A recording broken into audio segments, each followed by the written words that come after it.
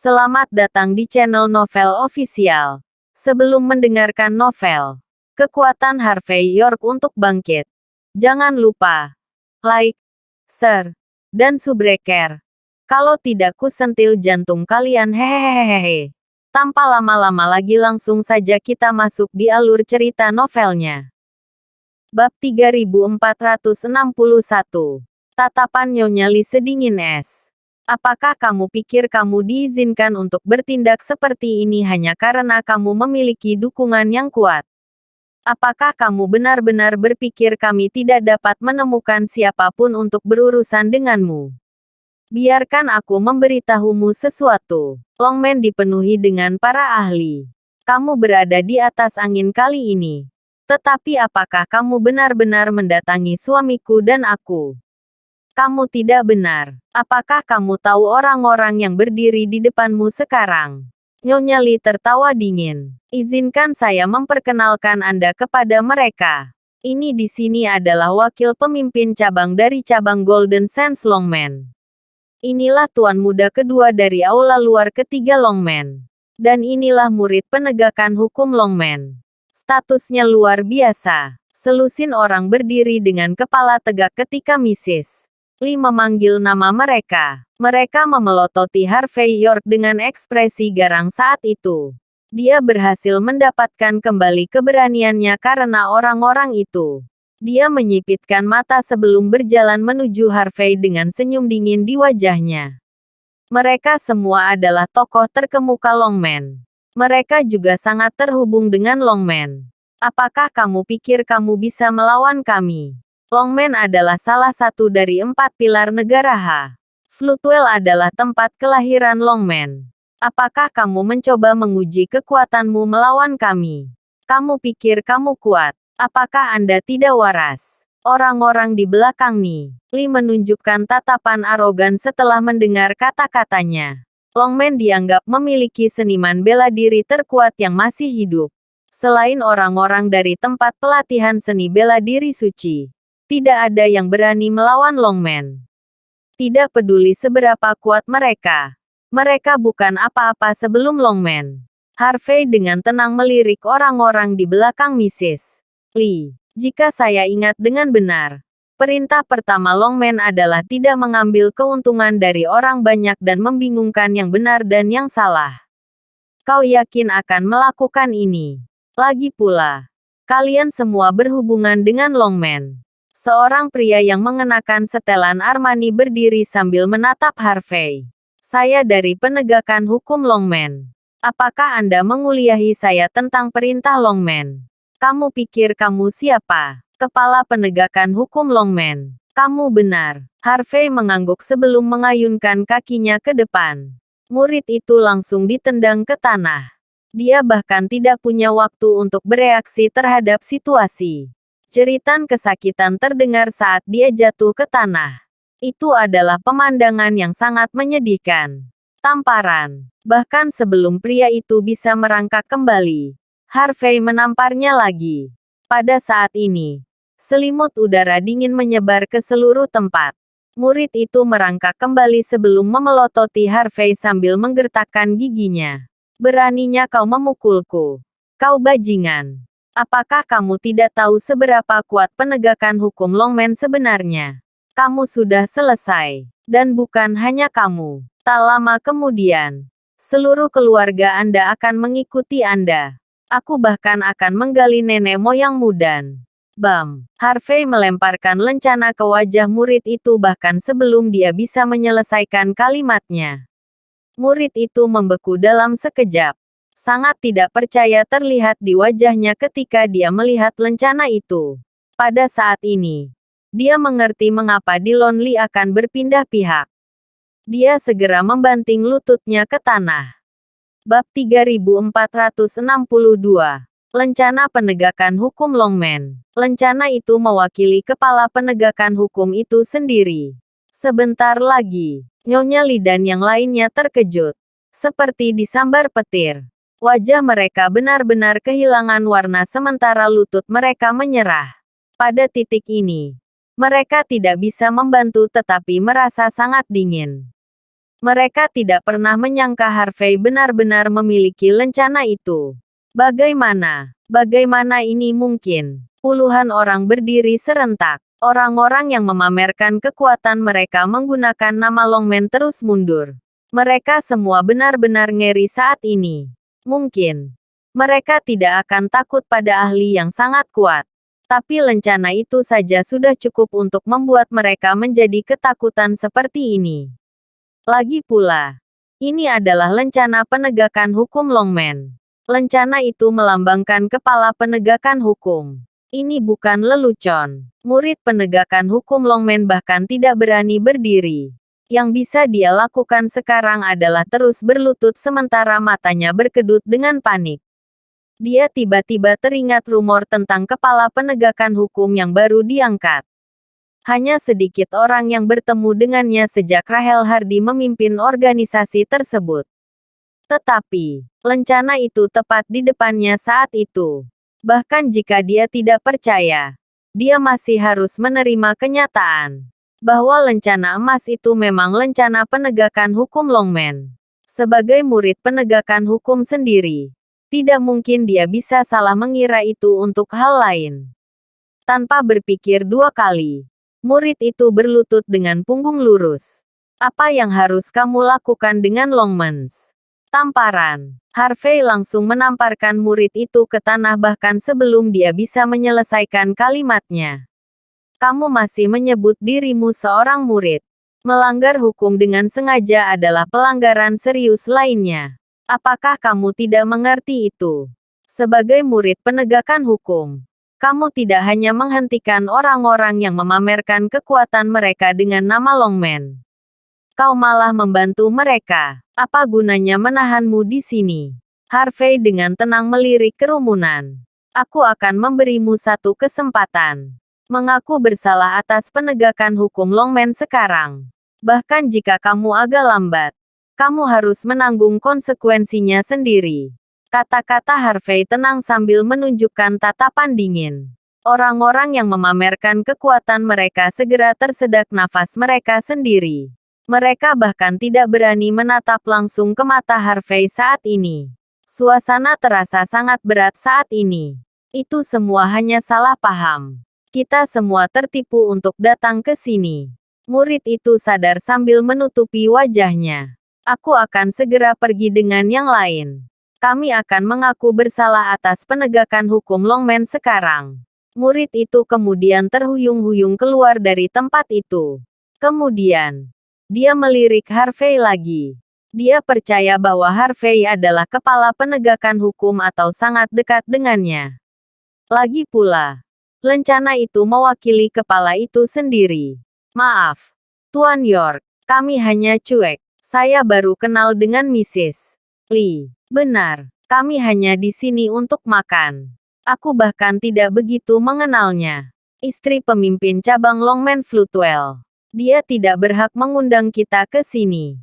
Tindakan Nyonya Lee tidak bisa dimaafkan. Kami semua mendukungmu mendapatkan keadilan untuk adik iparmu. Semua orang langsung berpindah sisi saat mereka dengan panik meminta maaf.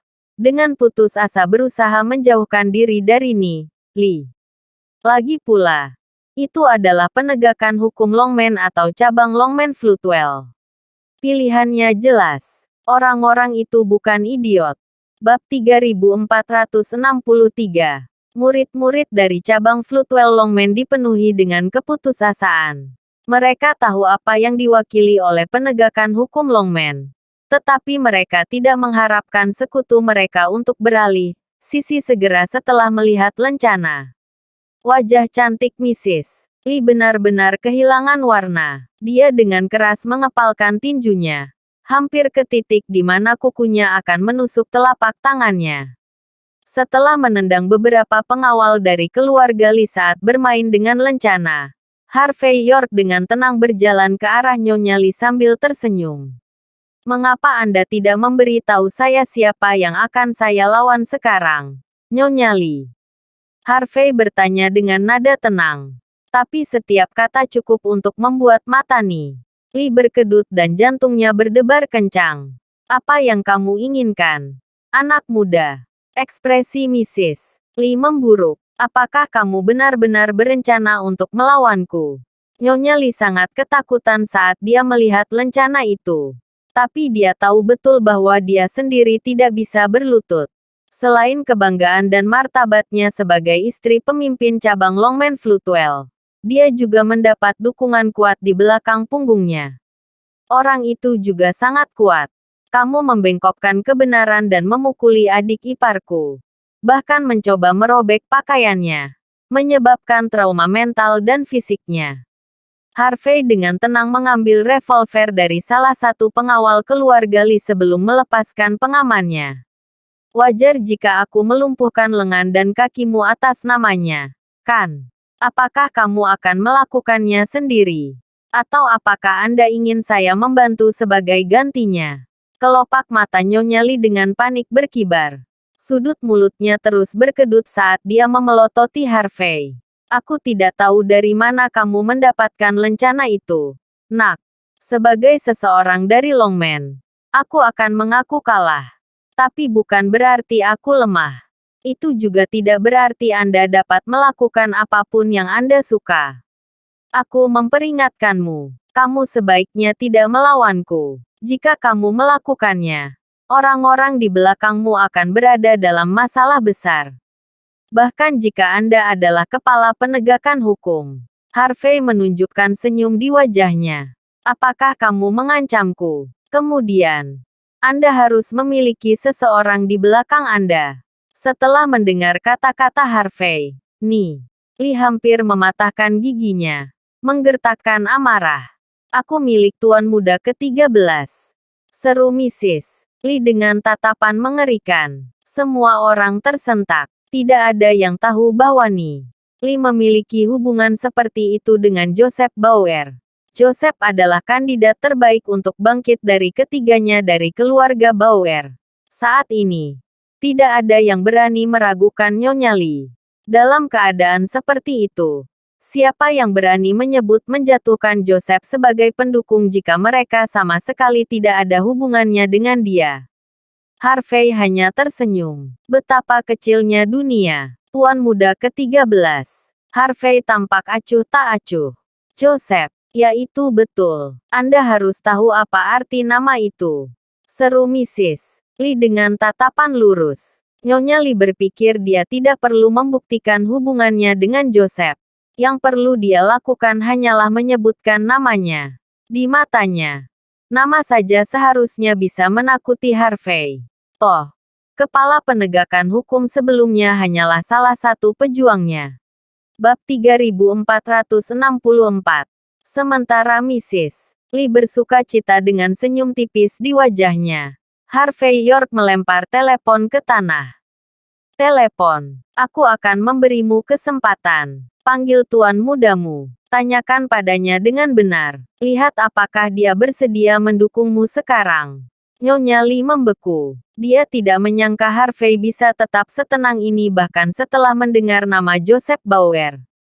Yang mengatakan, dia tidak punya waktu untuk memikirkan hal itu. Dalam keadaan seperti itu, dia tidak punya pilihan lain selain menghubungi nomor tersebut.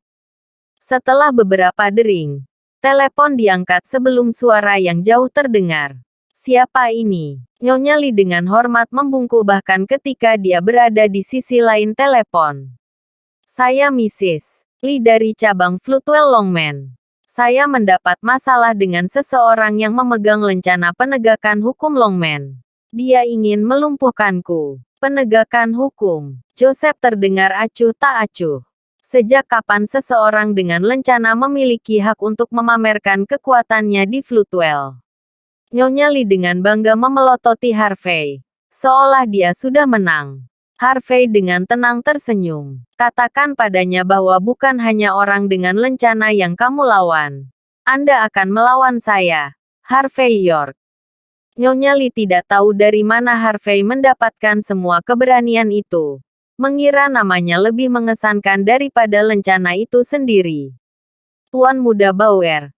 Saya akan melawan seorang pria bernama Harvey York. Dia yang pamer dengan lencana. Dia bahkan mengatakan, nafas cepat terdengar dari Joseph setelah keheningan yang lama sebelum menghilang. Sementara Nyonya Li dipenuhi dengan kegembiraan. Suara yang jauh terdengar sekali lagi. Semoga beruntung dengan itu. Jawab Joseph dengan dingin. Ketak. Telepon diputus secara tiba-tiba.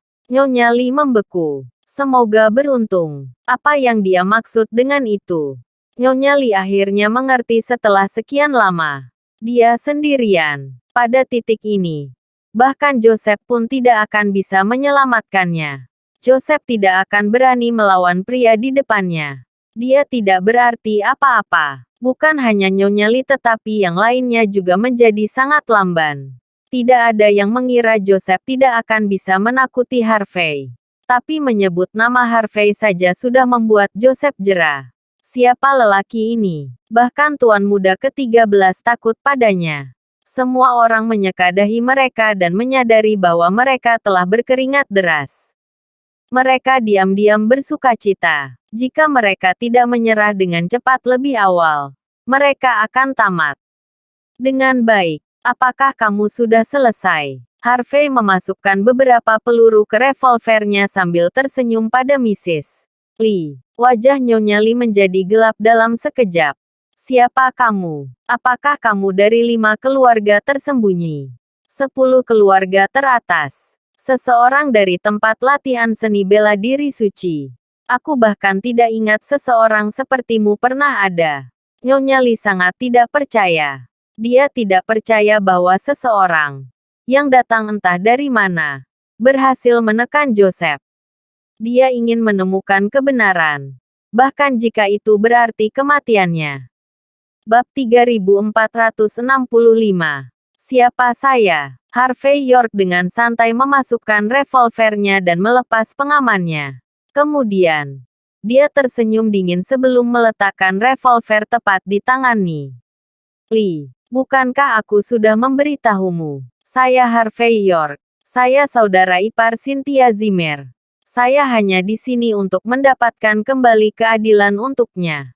Segera setelah itu, Harvey dengan tenang menarik pelatuknya. Peluru menembus tepat di pergelangan tangan Li. Kerumunan berteriak ketakutan sebelum mereka menutup mulut mereka. Tidak ada yang mengira Harvey benar-benar akan melakukan apa yang dia katakan tanpa ragu. Bagaimanapun, itu wajar saja. Bahkan Joseph Bauer tidak berarti apa-apa baginya. Apalagi Li. Dia bisa melakukan apapun yang dia inginkan. Tubuh Mrs. Li sedikit gemetar saat kerumunan berteriak. Pada saat itu, keterkejutan telah sepenuhnya menutupi rasa sakitnya. Dia tidak bisa kembali sadar ketika dia melihat tangan kanannya lumpuh. Segalanya berjalan lancar bagi Li selama beberapa tahun terakhir karena dukungan di belakangnya. Dia tidak pernah perlu peduli pada siapa yang dia hancurkan. Tetapi dia juga tidak pernah menyangka dia akan berakhir seperti ini saat ini. Bang! Kemudian, Harvey dengan tenang mengarahkan revolver ke kaki Mrs. Li sebelum menarik pelatuknya lagi. Dia berkata bahwa dia akan mengambil salah satu lengan dan kakinya. Dia tidak pernah berniat untuk menahan diri. Nyonya Li gemetar sebelum jatuh ke tanah. Dia ingin berteriak tetapi takut dia akan mati dengan mengenaskan setelah memprovokasi Harvey. Apakah kalian semua akan maju? Atau apakah Anda ingin saya menyeret Anda ke sini sebagai gantinya? Harvey dengan tenang meniup laras revolvernya. Beberapa pengikut Nyonya Li saling memandang sebelum melangkah maju sambil mengertakkan gigi. Mereka tahu tidak ada gunanya berpura-pura dan melarikan diri dari pria kejam seperti Harvey. Harvey tidak membuang waktu untuk menendang mereka sebelum menarik pelatuknya, melumpuhkan lengan dan kaki mereka. Saat ini, Harvey acuh tak acuh. Selain memuat ulang peluru, dia tidak melakukan apa-apa lagi. Para pengikut menutup mulut mereka dengan sekuat tenaga. Mereka tidak akan berani mengeluarkan satu pun jeritan. Mereka selalu memamerkan otoritas mereka di samping Nyonya Li untuk mengambil keuntungan dari orang lain. Mereka akan selalu mencemooh yang lemah memohon belas kasihan. Tetapi mereka tidak menyangka bahwa mereka juga akan mengalami nasib yang sama. Tidak pernah dalam imajinasi terliar mereka hal-hal akan berakhir seperti ini. Apa yang terjadi maka terjadilah. Bang! Kemudian, Harvey melemparkan pistol itu ke Dillon Lee. Saya ingin 1,5 juta dolar dari setiap orang di sini untuk dikirim ke Cynthia. Saya juga ingin Anda meminta maaf padanya. Perintah Harvey dengan tenang. Ingat, bersikaplah tulus tentang hal itu. Jika ada sedikit pun ketidakjujuran yang datang darimu, maka kamu harus memilih kuburan untuk dibaringkan terlebih dahulu. Segera setelah itu, Harvey berbalik dan meninggalkan Hotel Shangri-La. Dia tidak bisa diganggu bagaimana nih. Lee dan yang lainnya diurus lebih lama lagi. Dengan kata-kata Harvey dan Dillon bertindak sebagai pesuruhnya, semuanya akan berjalan sesuai keinginannya. Tanpa dukungan Joseph, bukan hanya Lee, akan sia-sia bahkan jika pemimpin cabang dari cabang Longman Floodwell muncul sendiri. Pada akhirnya, Longman tetap diperintah oleh penegak hukum tidak peduli seberapa kuat mereka. Bagaimanapun, mereka adalah organisasi Longman yang paling kuat. Pada saat ini, di dalam rumah keluarga Bauer, Joseph menghancurkan ponselnya karena marah dan ketakutan. Bab 3466. Harvey, bajingan itu lagi. Setelah mendengar permintaan bantuan Lee, Joseph tahu betul bahwa jika dia tidak melindunginya, dia tidak akan kehilangan reputasinya begitu saja. Tetapi banyak juga yang akan berpaling ke sisi Harvey setelah menyadari bahwa Joseph takut pada Harvey. Yang mengatakan, Joseph benar-benar dirugikan setelah apa yang terjadi di distrik baru Floodwell. Dia masih memiliki beberapa hal merepotkan yang dia coba perbaiki dengan putus asa. Jika dia terus menantang Harvey, tidak diragukan lagi dia akan menghadapi perang habis-habisan menunggunya. Dan jika itu terjadi, Joseph sangat yakin bahwa kedua saudara laki-lakinya pasti akan mengambil kesempatan untuk menghancurkannya untuk selamanya. Semua yang dia perjuangkan akan sia-sia.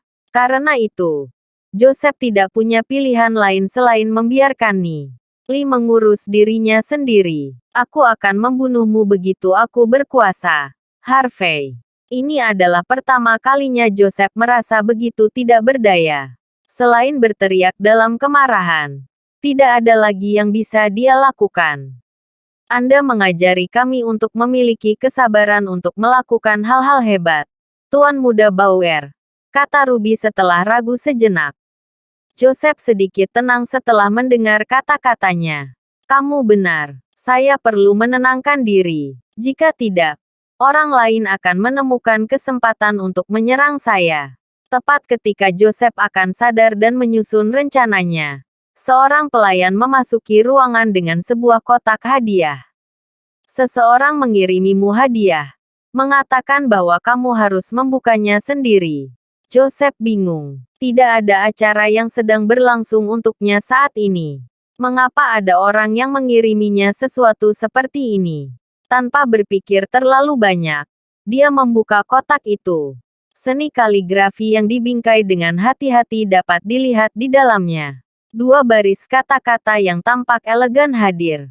Ketika ada kemauan, di situ ada jalan. Kerja keras selalu terbayar. Puff. Tubuh Joseph gemetar. Dia hampir batuk darah saat itu juga.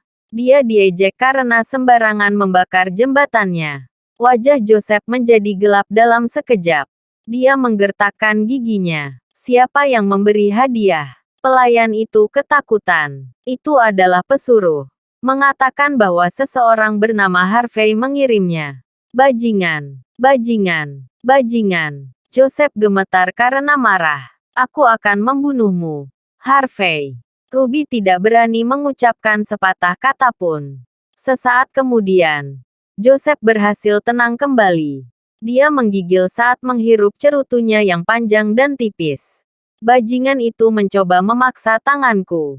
Lagi pula, aku di kampung halamanku. Saya menderita kerugian yang cukup besar melawan dia sebelumnya. Saya sepenuhnya mengakui kekalahan juga. Tidak pantas baginya untuk terus menekanku jika aku tidak datang untuknya. Dia mencoba memancingku keluar. Bajingan itu. Pantas saja dia bisa mengalahkanku. Joseph menghela napas. Aku benci pria itu. Tapi harus kuakui bahwa gerakannya jauh lebih mengerikan dibandingkan dengan rencana kita yang sudah disusun dengan baik. Lagi pula, kesederhanaan adalah segalanya. Bab 3467. Joseph ragu-ragu apakah akan melawan Harvey atau tidak. Harvey, sebaliknya, sudah melupakan hadiah yang dia berikan kepada Joseph. Dia sedang duduk di rumah sakit, menunggu hasil tes Cynthia. Cynthia cukup beruntung. Sejak Rudolph dan timnya masih ada, mereka merawatnya dengan sangat hati-hati. Setelah sepanjang malam, dia sebagian besar pulih dari luka-lukanya. Dia tampak jauh lebih baik secara mental juga. Tidak hanya dia bangun, dia bahkan memiliki nafsu makan yang besar. Ini akun mush favoritmu. Aku sudah meniupnya untukmu. Anda bisa memakannya saja. Harvey dengan santai membuka bungkusan itu dan meletakkan kaserole di meja samping tempat tidur Cynthia. Harvey tahu cara membuat makanannya sendiri. Tetapi untuk saat ini tidak ada waktu untuk itu. Memesan takeout menjadi pilihannya. Tanganku sakit. Kakak ipar. Kamu memberiku makan. Cynthia membuka mulutnya sedikit dengan ekspresi tak berdaya di wajahnya. Harvey terdiam. Dia menghela nafas sambil melirik tangannya, yang sedang mengusap ponselnya. Kamu masih ingin aku memberimu makan? Apakah kamu tidak ingin menikah di masa depan? Cih. Cynthia mengejek sebelum memberinya senyum hangat. Aku tidak mau. Kakak ipar tidak akan bisa menjagaku saat itu terjadi. Harvey langsung menjentikkan kepala Cynthia. Apa maksudmu dengan itu? Kamu mengatakan itu seperti aku akan mati begitu kamu menikah dengan seseorang. Cynthia cemberut. Saya tidak peduli. Saya ingin saudara ipar saya. Aku sudah membuat keputusan. Aku akan mencari seseorang sepertimu di masa depan. Aku tidak akan menikah dengan orang lain. Harvey tertawa terbahak-bahak. Ibumu akan mematahkan kakimu jika kamu benar-benar mencari pria sepertiku. Selain itu, kamu tidak bisa begitu saja menemukan pria sepertiku dimanapun kamu mau. Aku satu-satunya. Saya tidak peduli. Saya tidak akan menikahi siapapun kecuali saya menemukan seseorang seperti kakak ipar. Aku akan tetap bersamamu selamanya. Seru Cynthia. Dia meletakkan teleponnya dan membelai kepala Harvey dengan ekspresi pahit di wajahnya. Maaf, kakak ipar. Aku membuatmu dalam masalah lagi. Jangan beritahu saudara perempuan saya atau ibu saya tentang ini. Mereka akan datang untukmu jika kamu melakukannya. Jangan khawatir. Lakukan saja semuanya sesukamu. Harvey diam-diam menjauh dari tangan Cynthia sebelum menghela nafas. Jangan terlalu khawatir tentang itu. Jika saya benar, Nyonya Lee dan yang lainnya akan datang untuk meminta maaf kepada Anda besok. Simpan uangnya. Tapi jangan biarkan mereka pergi begitu saja. Tanyakan apapun yang kamu mau. Mereka pasti akan melakukan apapun yang Anda minta dari mereka. Kakak ipar. Aku, kata Cynthia pelan. Harvey tahu bahwa Cynthia berhati lembut. Aku tahu kamu bukan orang seperti itu, katanya setelah menghela nafas. Tapi jika kamu tidak memberi mereka pelajaran tentang hukum, dan mereka terus memamerkan otoritas mereka sesuka mereka, banyak lagi yang seperti kamu akan dimanfaatkan. Kamu tidak bisa bersikap lunak tentang ini. Bahkan jika kamu hanya mencoba untuk memberi mereka pelajaran. Buat mereka melakukan apapun yang Anda inginkan. Cynthia ragu-ragu sebelum tersenyum. Jangan khawatir. Aku akan memastikan untuk melakukan itu. Namun, Cynthia tidak berniat melakukan itu meskipun dia mengatakannya. Bab 3468. Harvey menghela nafas setelah melihat raut wajah Cynthia. Kadang-kadang, Dia tidak bisa tidak terkesan bahwa saudara perempuan itu tidak memiliki kesamaan dengan ibu mereka. Seorang wanita yang tak tertahankan seperti Lilian bisa melahirkan dua anak perempuan yang santun sudah merupakan berkah yang cukup baik. Saat ini, Harvey tahu dia tidak bisa lagi bercanda dengan Cynthia tentang ini. Bagus, aku tidak akan mempersulitmu, kata Harvey setelah menghela nafas. Jangan khawatir, mereka sudah menerima hukumannya. Katakan saja pada mereka untuk berlutut sepanjang hari besok. Baiklah, aku akan mendengarkanmu. Cynthia menghela nafas lega. Dia diingatkan tentang hal lain segera setelah itu. Bagaimana kabar Larissa? Aku dengar dia bertingkah lamban sepanjang waktu. Bukan karena aku menembaknya, kan? Wanita muda yang baik hati itu tidak bisa tidak khawatir tentang temannya. Aku tidak tahu. Harvey tersenyum. Tapi tembakan itu mungkin tidak terlalu mempengaruhinya. Dia juga tidak sakit. Hah, lalu apa yang terjadi padanya? Cynthia terkejut. Dia hanya terkejut. Bukan. Dia akan segera diperbaiki. Harvey tersenyum. Tembakan itu hanya melukainya di bagian luar. Hampir tidak ada yang salah dengan dirinya. Konon. Karena dokter dan perawat mendapatkan perawatan yang salah untuknya. Dia secara alami tidak akan bisa sembuh. Ada beberapa hal yang tidak bisa dilakukan pengobatan barat. Kita mungkin memiliki kesempatan untuk menyembuhkannya jika pengobatan timur terlibat. Harvey segera mengubah topik pembicaraan. Dia tidak ingin terus menjelaskan situasinya. Apakah kamu begitu khawatir tentang Larissa? Kamu tidak marah karena kamu dipukuli karena dia. Cynthia menghela nafas. Dan wajahnya yang cantik bersinar. Aku marah. Tapi saya menyadari bahwa dia adalah korban juga. Karena kita berdua tidak bersalah. Mengapa mencoba saling menyakiti? Aku juga merasa sedikit kasihan padanya. Aku hanya terluka di luar. Tapi dia berakhir jauh lebih buruk dariku. Keluarganya kaya dan berstatus tinggi. Tapi hubungannya dengan keluarganya tidak pernah baik. Selain memiliki banyak uang, orang tuanya tidak pernah merawatnya. Dia hampir mengakhiri hidupnya sendiri karena depresi karena itu. Itu sebabnya dia meninggalkan universitas dan kembali ke Floodwell. Dan kemudian, hal ini terjadi. Cynthia kemudian dengan ragu menatap Harvey. Aku tahu ini bukan saat yang tepat. Tapi kamu bisa tahu bahwa dia dikelilingi oleh energi jahat sebelumnya. Jika kamu bisa membantunya, bisakah kamu? Harvey dengan cepat menyela Cynthia sebelum dia bisa melanjutkan. Jangan khawatir tentang itu untuk saat ini.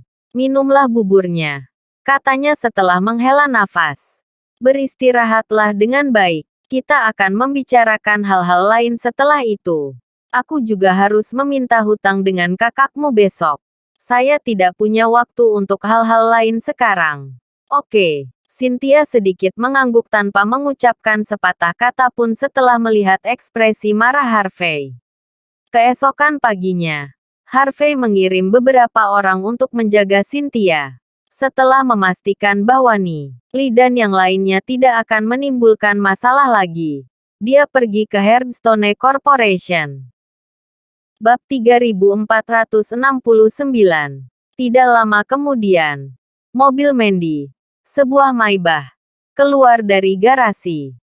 Mobil itu adalah milik Hearthstone Corporation di masa lalu. Mobil itu tidak banyak dikemudikan sejak itu milik CEO perusahaan. Jadi sepertinya masih baru. Harvey duduk di belakang sambil diam-diam mengagumi mobil itu. Mandy memberi Harvey sarapan setelah melihatnya di dalam mobil sebelum menyuruh pengemudi untuk mengemudi. Anda sudah menghubungi Tuan Muda Bauer. Apakah dia akan mengembalikan uang itu atau tidak? Mandy menghela napas. Ketiga Tuan Muda itu semuanya adalah tokoh terkemuka Floodwell. Tuan Muda Bauer tertua adalah yang terbaik dari ketiganya. Dia juga cukup terisolasi dari dunia. Biasanya, akan sulit untuk melihatnya bahkan di TV. Apalagi benar-benar bertemu dengannya. Dikatakan dia memiliki 18 tempat yang dia pilih secara acak untuk ditinggali setiap hari. Dia bahkan tidak mau memakai pakaian yang sudah dia kenakan sehari sebelumnya. Semua ini hanya untuk memastikan dia tidak akan dilacak. Harvey tersenyum tenang. Jeff mendapat dukungan dari setengah pemimpin cabang Lockman. Bahkan setengah dari 8 aula dalam dan luar berpihak padanya. Itu normal saja dia takut seseorang membunuhnya. Lagi pula, ini sudah terjadi sejak zaman kuno. Biasanya, orang yang duduk dalam posisi seperti dia tidak akan memiliki akhir yang bahagia. Jeff memiliki peluang bagus untuk naik ke tampuk kekuasaan karena dia sangat berhati-hati. Setelah mengungkapkan semua yang dia ketahui, Harvey kemudian menambahkan dengan pandangan yang dalam. Jika memang begitu, tidak akan mudah untuk bertemu dengannya.